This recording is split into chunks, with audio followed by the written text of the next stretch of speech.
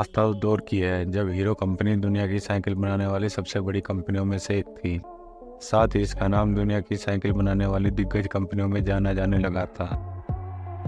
उस समय विदेशी मार्केट में मोटरसाइकिल का बड़ी तेज़ी से उदय हो रहा था, लेकिन इंडिया में टू व्हीलर के नाम पर स्कूटर और विक्की मौजूद थे। कंपनी के मालिक ब्रज मोहन लाल मुजाल को यह बात समझ आ गई थी कि भारतीय मार्केट में मोटरसाइकिल के लिए यह सबसे बेहतर समय है, लेकिन इसके लिए सबसे बड़ी चुनौती थी बाइक के इंजन बनाने की तकनीक की। बिना बाइक के इंजन के हीरो कंपनी के लिए मोटरसाइकिल बनाना दूर का ख्वाब था। अब हीरो कंपनी के पास एक ही रास्ता बचा था, और वो था किसी ऐसी कंपनी के साथ कोलैबोरेशन करना जिसके पास बाइक बनाने की क्षमता या इंजन बनाने का एक्सपेरिमेंट हो। काफ़ी सोच विचार के बाद हीरो कंपनी के मालिक ब्रज मोहन लाल मुजाल ने होंडा कंपनी के पास अपना प्रपोजल भेजा। दूसरी ओर होंडा कंपनी की नज़र भी भारत के बड़े बाजार पर थी, क्योंकि उस समय कोई भी विदेशी कंपनी भारत में डायरेक्ट अपना बिजनेस स्टार्ट नहीं कर सकती थी। ऐसे में होंडा कंपनी ने तुरंत इस प्रपोजल को एक्सेप्ट कर लिया। इस तरह साल 1984 में हीरो और होंडा कंपनी की पार्टनरशिप हुई। इसके बाद हीरो बाइक की बॉडी बनाया तथा होंडा के लिए बाइक का इंजन बनाने का काम तय हुआ। बस फिर क्या था, हीरो होंडा का पहला प्लांट बिना किसी देरी के हरियाणा में लगाया गया और साल 1985 में अपनी पहली बाइक CD100 लॉन्च की गई। टू व्हीलर के रूप में यह मोटरसाइकिल पूरे भारत में लोकप्रिय हो गई। CD100 के बाद साल 1994 में हीरो होंडा द्वारा स्प्लेंडर मोटरसाइकिल लॉन्च की गई, जो लोगों को काफ़ी पसंद आई। हीरो होंडा की मोटरसाइकिल भारत के साथ साथ बांग्लादेश, भूटान और नेपाल में एक्सपोर्ट हो रही थी, लेकिन सातिराना चाल के तहत होंडा अपनी बाइक रूस और अमेरिका जैसे विकसित देशों में एक्सपोर्ट कर रहा था, जबकि हीरो पर ऐसा करने की पाबंदी थी। हीरो इंटरनेशनल मार्केट में अपनी खास पहचान बनाना चाहता था।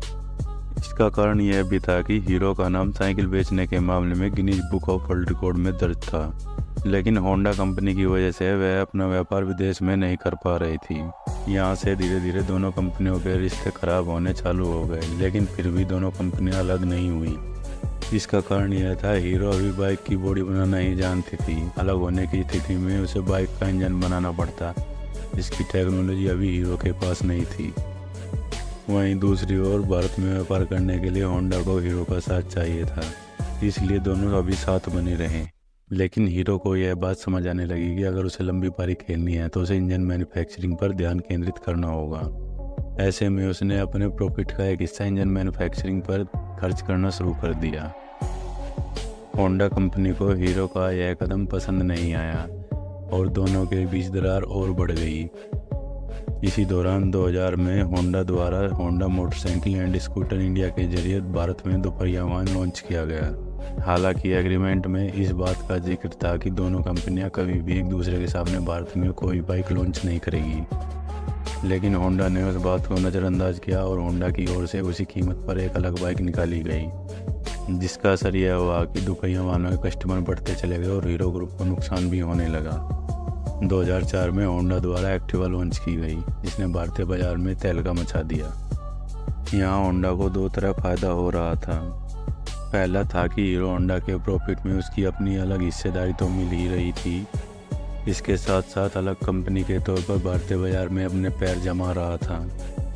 हालांकि हीरो और होंडा के बीच कड़वाहट लगातार बढ़ती जा रही थी, लेकिन फिर भी 2004 में दोनों कंपनी ने अपने एग्रीमेंट को 10 साल के लिए और आगे बढ़ाया। 2010 में अचानक ही हीरो कंपनी ने होंडा कंपनी से अलग होने का ऐलान कर दिया। यह विभाजन 16 दिसंबर 2010 को हुआ, जब पवन मुंजाल ने इस बात की घोषणा की कि हीरो होंडा मोटरसाइकिल की पूरी हिस्सेदारी का अधिग्रहण करेगी। यह एक साहसिक निर्णय था। हीरो के हौसले बड़े थे। 2014 तक हीरो होंडा बनाए रखने का समझौता हुआ था, लेकिन मुंजाल ने खुद का ब्रांड लॉन्च करने का निर्णय लिया। 9 अगस्त 2011 को हीरो मोटोकॉर्प का जन्म हुआ और AR रहमान ने नया गीत दिया, हम में है हीरो।